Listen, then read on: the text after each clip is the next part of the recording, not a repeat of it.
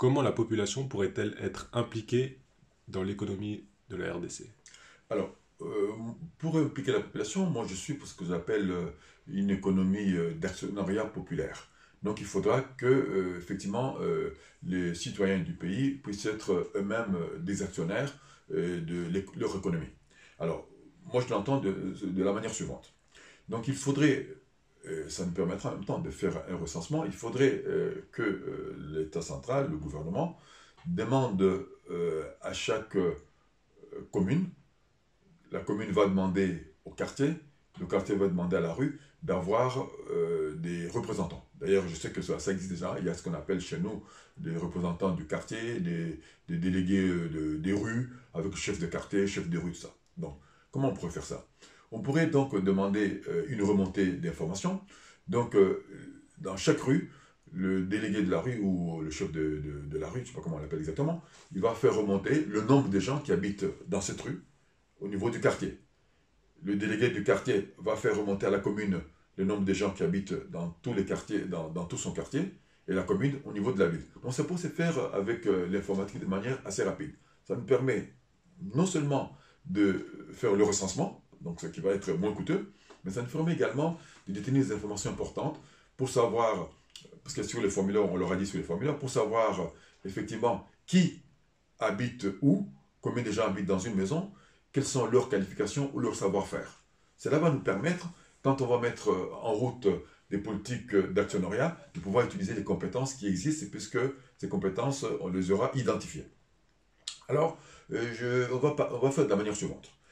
On va demander à chaque rue ses besoins prioritaires, à chaque quartier, à chaque commune. Imaginons que dans une rue, dans cette rue habite, par exemple, je dis, donne un chiffre comme ça, n'importe quoi, habite 500 personnes. Que ces gens disent dans notre rue, la chose qui nous importe le plus, c'est d'avoir l'éclairage public. Donc, qu'est-ce qu'on va faire? On va d'abord on va d'abord envoyer une commission pour dire combien ça coûterait d'équiper la rue en éclairage public. Imaginez qu'on nous dise que pour équiper la rue en éclairage public, cette rue, il faudrait environ 10 000 dollars. Comme on a dit qu'il y avait 500 personnes qui habitent dans cette rue, on pourrait demander aux gens de la rue s'ils sont capables ou s'ils acceptent chacun de mettre par exemple 2 ou 3 dollars par personne. S'ils mettent 2 dollars, ça nous fait 1000 dollars. Donc 500 fois 2, ça nous fait 1000 dollars. Donc, alors, il y aura une participation du quartier, il y aura une participation de la commune, l'État pourra après également participer. Donc, qu'est-ce qu'on va faire concrètement? On pourra demander un prêt bancaire auprès d'une banque qu'on va appeler la Banque des collectivités locales. Cette banque va fournir les 10 000 dollars qui va permettre de faire effectivement d'installer l'éclairage public. Ensuite, si les gens sont capables sur 2, 3, 4 mois de faire un effort de 2 dollars, ben, ça pourra permettre de rembourser sur plusieurs années les 10 000 dollars. Donc, les gens, ils seront acteurs de l'éclairage de leur propre rue. Mais ça pourrait être aussi pour un quartier qui dirait, par exemple, on a besoin d'un dispensaire. On va évaluer la valeur, le coût du dispensaire, par exemple, il me faudrait 20 000 dollars pour faire le dispensaire. Pareil, dans le quartier habitent 10 000 personnes, chacun mettrait 1 dollar, 2 dollars, ben nous avons le dispensaire. Mais le dispensaire va appartenir aux gens du quartier, si bien que ces gens pourraient se faire soigner à moindre frais. Et s'il y a de l'argent qui reste, puisque le dispensaire tourne bien, ben, ça leur appartient, donc ils pourraient toucher des dividendes. On peut le faire également au niveau de la commune. Donc, vous voyez, donc ça permet aux gens de pouvoir être eux-mêmes propriétaires de leur propre économie. Dernier exemple de cette façon de faire participer la population, c'est faire appel par exemple à une levée de fonds de la diaspora. Je prends l'exemple de l'AMIBA, disons l'AMIBA ou Kilomoto, qu'on nous dise par exemple qu'on a besoin de 200 millions de dollars pour lancer l'AMIBA ou Kilomoto par exemple. Ben, on peut demander aux gens de la diaspora ou les Congolais de l'intérieur en disant voilà, si nous arrivons à collecter 200 millions, et voilà, vous allez être des actionnaires dans ce don. Ben, on lance un appel, si on a 50 millions ou 60 millions des Congolais, les Congolais seront propriétaires de leur entreprise, l'AMIBA. Et puis ensuite, on peut trouver des partenaires, d'autres partenaires, et qui pourront effectivement compléter le capital. Et là, les Congolais vont s'approprier leur propre économie. Aujourd'hui, l'économie du Congo n'appartient pas aux Congolais. Même quand vous allez au Congo, à Kinshasa ou ailleurs, mais vous allez voir que le commerce est détenu par des Indo-Pakistanais, des Chinois ou des Libanais. Tant mieux, moi je n'ai rien contre ces compatriotes, moi je les appelle compatriotes, parce que ce sont des gens souvent qui sont venus chez nous depuis des longues années, mais s'ils ont trouvé qu'il y avait des opportunités à faire sur le plan économique qu'ils ont saisi, ce n'est pas de leur faute. C'est plutôt les Congolais, aux Congolais de se réveiller. Donc, en ce moment-là, le commerce Kinshasa, je viens de le dire, détenu par les étrangers, l'industrie par les étrangers, les banques par les étrangers, et les Congolais sont absents de l'économie de leur pays. Donc il est temps de réveiller les Congolais pour qu'ils puissent aussi s'approprier une partie de l'économie de leur pays. Donc voilà une façon de le faire, c'est effectivement montrer aux gens qu'ils ont intérêt à participer de manière active à travers l'achat des obligations, l'achat d'actions, pour devenir propriétaires de leur économie. Quel rôle les partenaires extérieurs peuvent-ils jouer?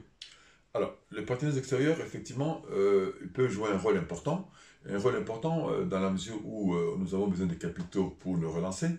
Mais avant de faire appel aux partenaires extérieurs, il faut d'abord que nous ayons un plan bien précis, un tableau de bord bien précis, que nous ayons ce que moi j'appelle une feuille de route qui nous permet de savoir ce que nous voulons faire dans les 6 mois à venir, dans les 12 mois, dans les 2 années, dans les 5 ans, dans les 10 ans, dans 20 ans, dans 50 ans. Parce que quand on parle de l'avenir d'un pays, c'est sur 50 ans, c'est à long, moyen et court terme qu'on parle de l'avenir d'un pays.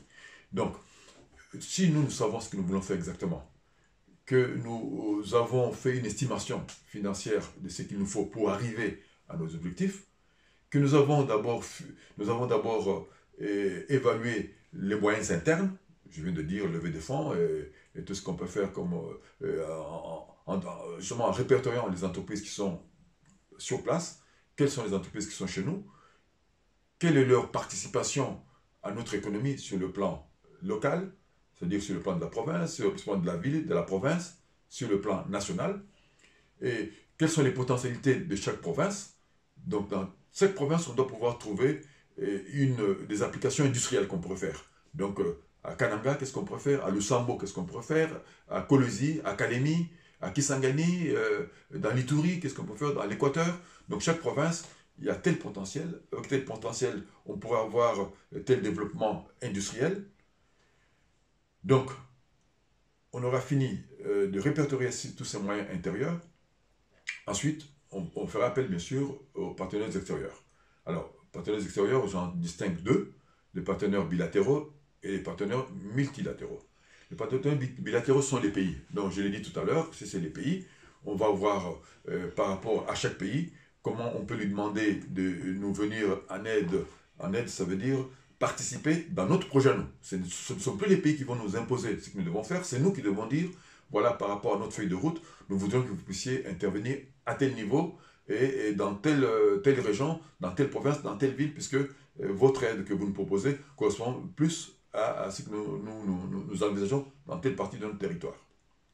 Alors, donc, je viens de vous dire tout à l'heure qu'on pourrait dire que la France pourrait, par exemple, participer pour le développement du Kivu essentiellement. Donc là, tous nos partenaires français qui veulent investir chez nous, ça sera vers le Kivu. Les Allemands, ça pourrait être, par exemple, vers le Katanga, le Haut-Katanga. Vers le Lualaba, ça pourrait être les Américains. Les Canadiens, on va dire, vous voulez nous aider, ça sera vers le Kasaï central. On pourrait dire aux Coréens, vous, ça va être vers l'Équateur. Et on pourrait dire, par exemple, aux Chinois, vous, nous allons axer votre intervention sur le Bas-Congo. Ça nous permet effectivement de vouloir diversifier toutes ces interventions et en même temps de mettre en émulation ces partenaires qui sont désireux de nous aider. Ensuite, on va voir les partenaires multilatéraux, le Fonds monétaire et la Banque mondiale. Pareil, on va leur dire, voilà les capitaux que vous voulez mettre à notre disposition. Ce n'est pas vous qui allez dire que nous allons vous donner 200 millions, 300 millions, 400 millions, qui pour moi n'étant que des rustines, mais nous allons demander, comme j'ai dit tout à l'heure, un grand emprunt. Donc si vous avez envie de nous aider, nous voulons 2 milliards, 3 milliards, 4 milliards, parce que dans notre projet, ça va aller à tel endroit. Et nous allons leur montrer que le retour sur leur prêt sera assez rapide, puisque si nous faisons ça, nous allons développer notre économie, nous allons doper la croissance économique, il y aura des retours sur investissement assez rapides. Donc à partir de ça, à partir de ce moment-là, on pourra rembourser aisément. Mais il faut arrêter d'aller demander au Fonds monétaire de venir nous dire ce que nous devons faire dans tel domaine, parce que ceux qui doivent nous conseiller pour mettre fin à la corruption, c'est quand même quelque chose d'étrange, de gênant, que nous attendions que les partenaires extérieurs nous disent que nous devons lutter contre la corruption. C'est nous-mêmes qui devons d'abord mettre de l'ordre chez nous pour que nous soyons respectés. Donc voilà, je pense que les partenaires, pour résumer votre question, les partenaires extérieurs vont rentrer dans notre tableau de bord, vont rentrer dans notre projet d'ensemble, vont rentrer sur notre feuille de route en disant, voilà, vous allez intervenir à tel niveau, parce que nous-mêmes, nous allons faire des efforts à tel niveau, et vous, si vous faites ça, ça nous permet effectivement de réaliser notre objectif qui est l'émergence, pour moi, d'ici 15 ans. Et c'est possible.